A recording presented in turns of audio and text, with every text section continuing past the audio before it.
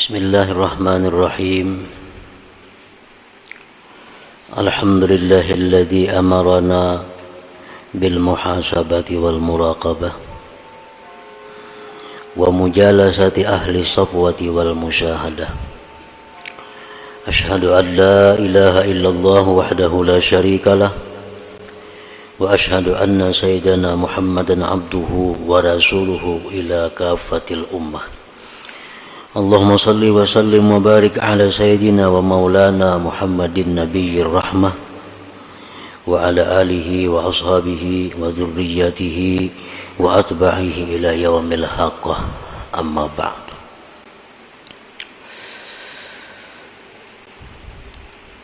Yang kita hormati dan kita cintai para habaib dan para alim ulama,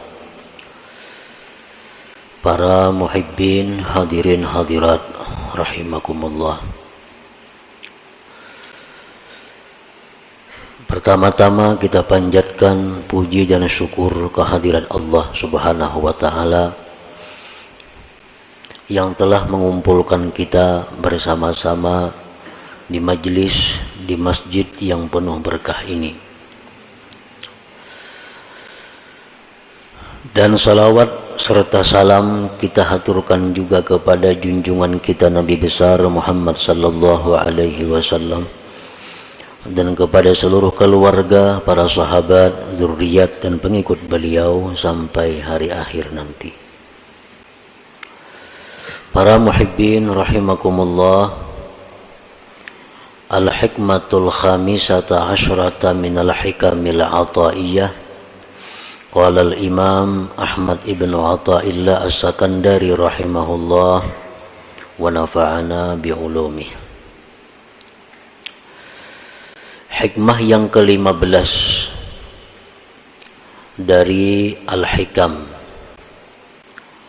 Berkata al-Imam Ahmad bin Athaillah As-Sakandari rahimahullah wa nafa'ana bi'ulumih, mimma yadulluka ala wujudi kahrihi an hajabaka anhu bima laisa bimawjudim ma'ahu, yang artinya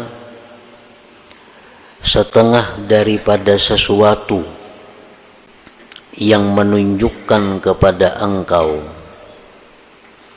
atas adanya sifat qahar Allah Subhanahu wa ta'ala, bahwa Allah dinding engkau daripadanya dengan sesuatu yang tidak ada beserta Allah Subhanahu wa ta'ala. Nah, itu adalah terjemah daripada hikmah yang ke-15 ini. Adapun maknanya atau tafsirnya, inna min qahrihi subhanahu alaika ayyuhal asi al-mutakabbir an hajabaka anhu bima laysa mawjudan bil haqiqah, yakni al-khalqa, fala taral khalqa illahu wa la tushahidu khaliqah ma'a annahu bil haqiqah la wujuda lahu wal wujudu innama huwa lillahi subhanahu wa ta'ala. Bahwasanya sebahagian daripada qaharnya Allah, qahar itu artinya mengalahkan, bisa juga diartikan menghinakan. Setengah daripada mengalahkannya Allah atau menghinakannya Allah atas engkau, wahai orang yang maksiat dan takabbur, bahwa Allah hijab engkau, Allah dinding engkau daripadanya dengan sesuatu yang tidak ada pada hakikatnya. maksudnya adalah makhluk. Orang-orang yang maksiat, orang-orang yang takabur, itu didinding oleh Allah untuk musyahadah kepadanya. Dengan apa Allah mendinding? Dengan makhluk. Padahal makhluk itu pada hakikatnya adalah sesuatu yang tidak ada.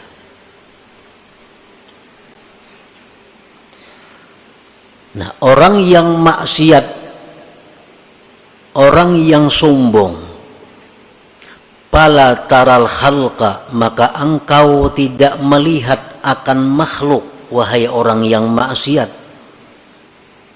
Engkau tidak melihat makhluk itu, melainkan makhluk semata.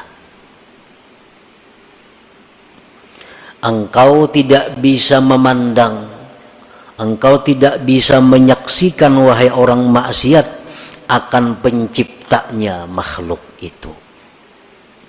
Padahal makhluk itu pada hakikatnya tidak ada, dan wujud itu ada hanya saja untuk Allah Subhanahu wa ta'ala.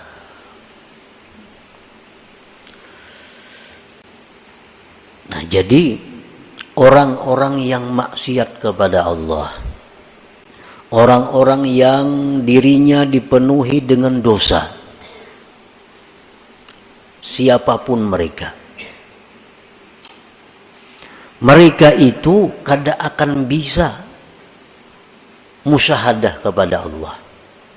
Mereka itu kada akan bisa mengingat Allah dalam setiap apa yang dia lihat, dia dengar, dan sebagainya. Apabila dia melihat manusia, maka yang dilihatnya hanya sebatas itu manusia. Bila dia melihat harta, maka yang dilihatnya hanya harta. Apabila dia melihat musibah, bencana, yang dilihatnya hanya musibah dan bencana. Mereka itu tidak mampu menembuskan pandangan hatinya kepada yang mencipta semua itu, yaitu Allah Subhanahu wa ta'ala. Nah, inilah orang-orang yang dirinya dipenuhi dengan dosa dan kemaksiatan. Inilah diri-diri orang yang kotor di sisi Allah, sehingga Allah dinding dia untuk tidak bisa musyahadah kepada Allah Subhanahu wa ta'ala.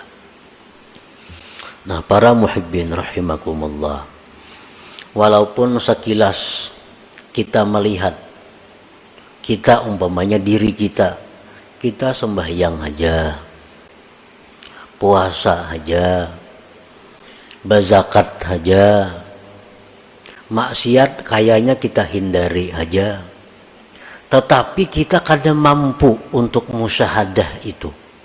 Itu satu alamat bahwa kita ini masih terhijab dengan Allah. Berarti diri kita ini kotor, berarti kita ini perlu perbaikan lagi daripada yang ada sekarang ini. Nah, siapapun kita, baik itu ulama, baik itu pedagang, baik itu pejabat, baik itu petani, siapapun, apabila mereka itu masih belum mampu untuk mengingat Allah Subhanahu wa ta'ala dalam pandangannya, pendengarannya, maka berarti dirinya itu masih kotor di sisi Allah. Nah, ada orang yang memuji, dia suka kepada orang itu. Kalau ada orang yang mencela, inya marah kepada orang itu. Hanya sebatas diri orang itu. Kalau ada orang memberikan nikmat kepadanya, inya senang kepada orang itu. Kalau ada orang yang mendatangkan bencana lawan inya marah kepada orang itu. Nah, ini satu alamat bahwa dirinya ini masih penuh dengan kotoran, dirinya ini masih terhijab daripada Allah Subhanahu wa ta'ala. Para muhibbin rahimakumullah, semestinya kalau orang-orang yang sudah mampu musyahadah itu, kalau dia menerima pujian. Orang yang memuji dia itu dianggapnya hanya sebagai perantara, itu merupakan pujian dari Allah. Maka gembiranya dia bukan kepada orang yang memuji, tapi gembiranya dia kepada Allah. Ini menunjukkan bahwa mata hati orang ini berarti sudah tembus daripada dinding atau hijab itu. Nah, kalau ada orang yang mencaci maki dia, kalau ada orang yang mengganggu dia, dia tidak akan marah, tidak akan dendam kepada si makhluk ini. Dia anggap itu adalah merupakan teguran dari Allah. Teguran dari Allah. Kalau itu benar. Kalau itu tidak benar, kita bisa difitnah orang, padahal kada bujur. Nah, orang yang sudah mampu musyahadah itu dia tidak akan dendam kepada yang memfitnahnya, tetapi dia menganggap itu merupakan cobaan dari Allah. Nah, cobaan dari Allah. Nah, selama hati kita masih ada menyimpan dendam kepada makhluk, selama dalam hati kita masih ada menyimpan kemarahan kepada seseorang, itu menunjukkan bahwa diri kita belum mampu musyahadah kepada Allah, yang artinya diri kita masih kotor, masih terdinding daripada Allah Subhanahu wa ta'ala. Fala taral khalqa illahu wa la tushahidu khaliqah ma'a annahu bil haqiqah la wujuda lahu wal wujud innama huwa lillah subhanahu wa ta'ala.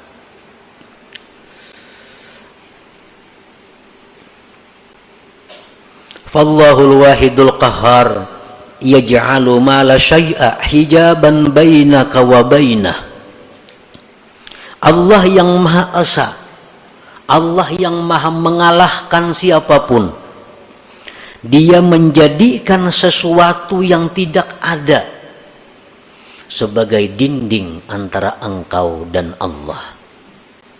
Kan makhluknya sebenarnya kada ada, hanya diciptakan Allah. Nah, nang diciptakan Allah ini diulah Tuhan dinding, diulah Tuhan hijab, sehingga orang-orang yang ahli maksiat ini, yang banyak dosa ini, pandangannya hanya kepada hijab itu.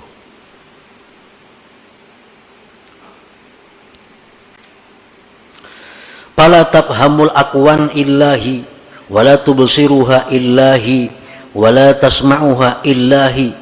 Maka engkau, wahai orang yang maksiat, wahai orang yang banyak dosa, engkau tidak akan paham ini alam semesta, melainkan hanya sebatas alam semesta. Engkau tidak mendengar akan apapun yang di alam ini, hanya sebatas mendengar, melihat. Wala tubsiruha illahi, dan engkau tidak melihat itu alam, melainkan hanya sekedar melihat itu alam.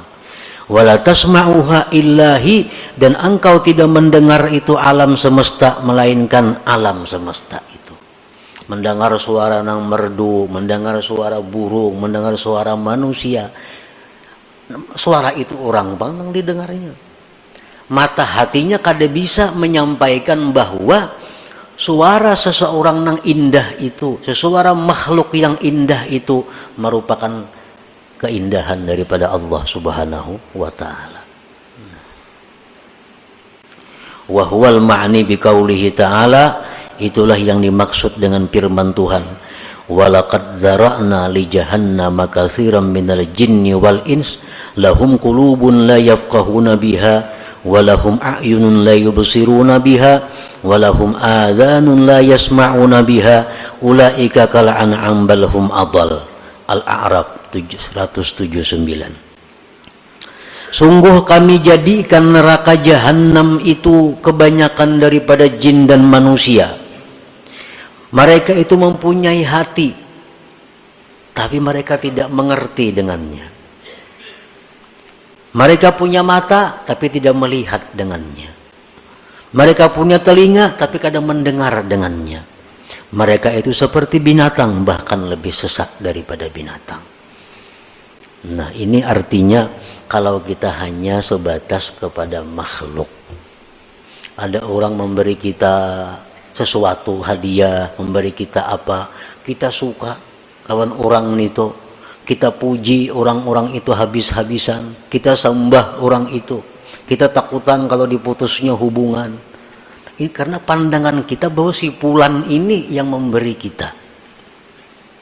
Adanya berbuat maksiat kita kadang-kadang menegur, karena kata diberinya lagi aku. Nah, kenapa? Karena kita memandang bahwa yang memberi ini adalah inya. Disitulah timbulnya mudahana.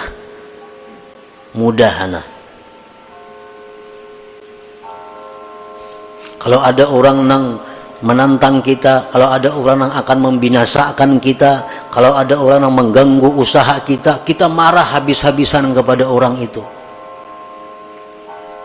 Kada sampai hatinya bahwa sesuatu itu adalah dari Allah Subhanahu wa ta'ala. Nah, akibat apa? Akibat banyak mempunyai dosa tadi, sehingga didinding oleh Allah.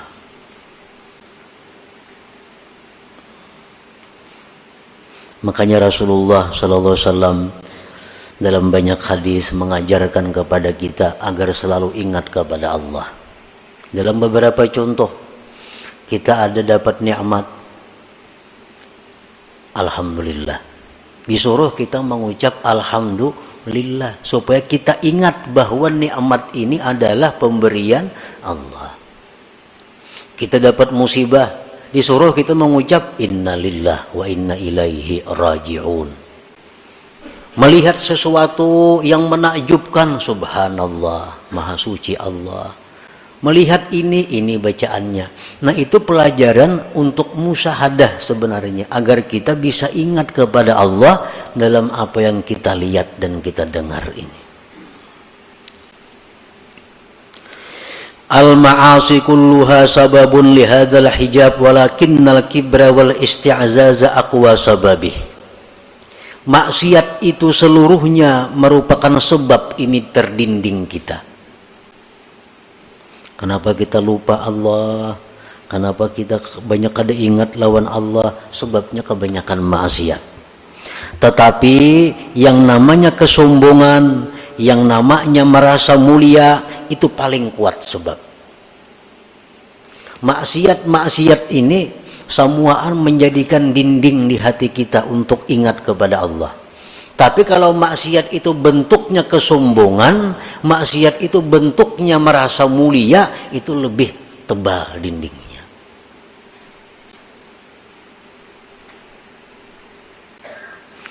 Tanqasimul ma'asi min haitsu usuluha ila arba'ah.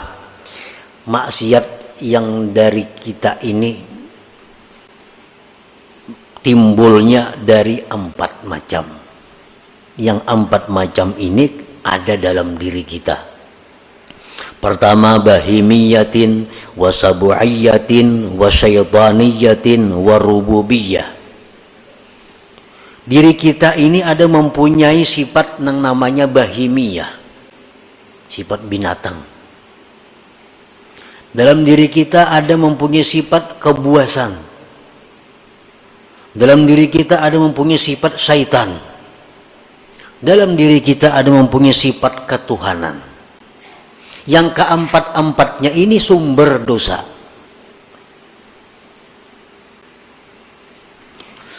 Palbahimiyah, kalau sifat kebinatangan itu yang menonjol dari diri kita, dosa yang kita lakukan apa? Al-hirsu ala qada'i syahwatil batni wal farji wa min yatasa'abuz zina was sarikah wa jam'ul haram. Kalau sifat kebinatangan yang menguasai diri kita, maka pikiran kita hanya untuk nyaman, syahwat dan perut. Orang yang pikirannya hanya untuk meluluskan nafsu syahwatnya, itu orang yang dikuasai sifat kebinatangan. Dari situlah timbulnya zina. Dari situlah timbulnya mencuri milik orang. Dari situlah timbulnya makan harta yatim. Dari situlah timbulnya riba.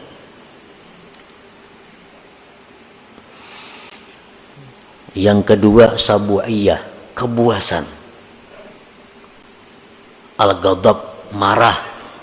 Wal hikdu, dendam. Itu ada dalam diri manusia. Marah, dendam. Wa minha yatasha'abul qatlu wa darbu wa idza'ul khalqi. Dari situlah timbul bisa membunuh orang, bisa memukul orang, bisa menyakiti orang. Kalau orang itu dikuasai sifat kebuasan ini, orangnya pemarah. Lah sedikit tempiling saku. Lah sedikit tampar saku. Ini orang nang manusia tapi dipenuhi oleh sifat kebuasan.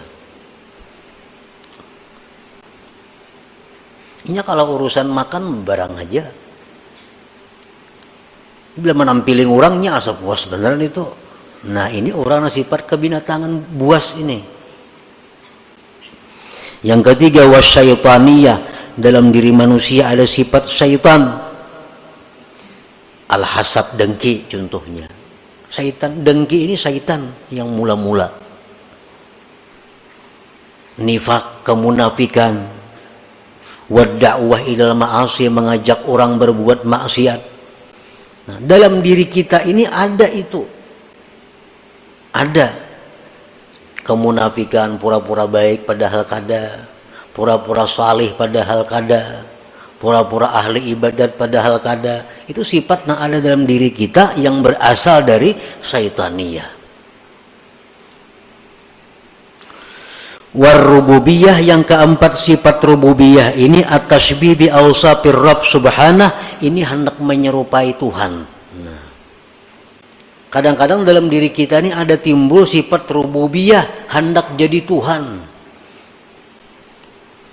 Kalau azamah seperti hendak dibesarkan orang, wal kibriya, kesombongan, wal izzah, kemuliaan, wal rif'ah, ketinggian. Nah, dalam hati kita ini ada timbul hendak dimuliakan orang, hendak diagungkan orang. Oh berarti hendak jadi Tuhan tuh. Hendak jadi Tuhan. Nah, empat sifat itu sumber segala kemaksiatan yang menyebabkan kita selalu lupa dengan Allah. Jangankan dalam kita berdagang, jangankan dalam kita berusaha, dalam sembahyang aja kita kada ingat lawan Tuhan. Dalam sembahyang nang nyata-nyata sembahyang dihadapi, hati ya tuh kada ke Tuhan, apalagi di toko, apalagi di sedang berusaha. Itu alamat bahwa kita ini tebal dindingnya dengan Allah Subhanahu wa taala. Membaca Quran, Quran di tangan, mata ke Quran, ya tuh hati ke lain juga. Apalagi surat kabar di tangan maginnya nang nyata-nyata Quran di tangan, ya tuh hati kada mau ke Quran. Nah, sebabnya apa? Kebanyakan maksiat tadi. Apalagi maksiatnya itu berupa kesombongan, karena itu sifat ketuhanan yang diambilnya. Qala Allah Ta'ala sa'asrifu an ayati alladhina yatakabbarun fil ardi bighairil haq. Allah Subhanahu wa Ta'ala menjelaskan, ujar Tuhan, aku palingkan ayatku terhadap orang-orang yang sombong di muka bumi dengan tiada benar. Nah, kalau kita sombong kayak apa aja kada mau ingat kepada Allah. Kenapa? Inya hendak jadi Allah juga. Sombong sifat Allah, besar sifat Allah. Inya hendak besar, hendak jadi Allah, kadanya mau ingat lawan Allah. Nah, selagi aku palingkan, ujar Tuhan, dari ayatku orang-orang yang sombong di muka bumi dengan tiada benar. Nah, para muhibbin rahimakumullah, al-hasilu man syahida af'alal khalqi dunallah ta'ala lam yu'adda min ashabil yamin wa lam yakhruj anil muba'adin. Kalau kita hanya bisa memandang perbuatan makhluk, ada yang memberi kita pulan nang beri, Ada yang menyakiti kita, pulan yang menyakiti. Ada yang memuji kita, pulan yang memuji kita. Ada yang mencela, pulan yang mencela kita. Ingat situ aja, kada ingat lawan Allah.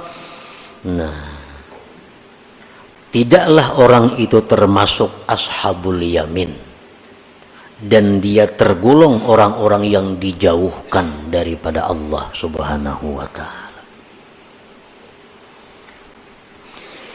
Wa man syahida an la fi'la lahum dunallahi ta'ala fahuwa ma'dudun minal mu'minin wa qad naja wa hasala lahul aman wa yadkhulu min jumlati ibadir rahman. Siapa yang menyaksikan bahwa tidak ada perbuatan melainkan perbuatan Allah. Ada orang yang memuji dirinya, di hatinya ingat bahwa itu adalah pujian Allah kepadaku. Ada orang yang mencelainya, hatinya ingat itu adalah teguran Allah kepadaku. Nah, selalu kepada Allah kembalinya. Kalau kita demikian, maka kita dibilang termasuk orang yang beriman. Sungguh dia selamat dan hasil baginya aman, dan dia masuk dalam golongan ibadir rahman, hamba-hamba Allah yang pengasih lagi penyayang.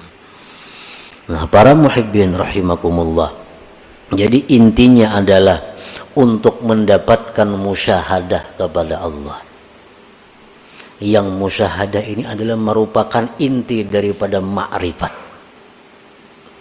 Jalannya antara lain adalah membersihkan diri daripada dosa. Nah, jadi kalau untuk urusan musyahadah ini adalah urusan pemberian Allah. Urusan pemberian Allah. Kadakawa didapat dengan ilmu pengetahuan. Artinya mengaji kita ilmu ini, mengaji ilmu itu kada akan bisa membuahkan kita musyahadah kepada Allah kalau diri kita masih kotor dengan dosa. Paling-paling hanya pandirnya. Paling-paling hanya pandirnya. Kenyataannya kada akan dia dapatkan. Karena urusan musyahadah ini urusan yang sesuatu yang diberikan Allah kepada hamba-hambanya, yang mana hamba-hamba itu bersih hatinya daripada kotoran-kotoran dosa yang merupakan dinding antara dia dan Allah Subhanahu wa ta'ala.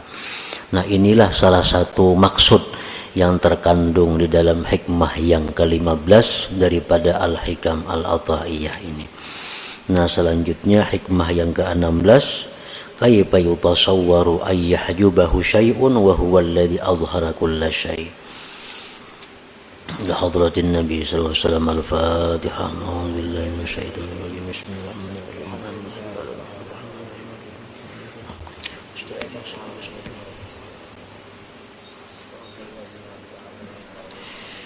Ya Allah biha, ya Allah biha, ya Allah bihusnil khatimah. Ya Allah biha, ya Allah biha, ya Allah bihusnil khatimah. Ya Allah biha, ya Allah biha, ya Allah bihusnil khatimah.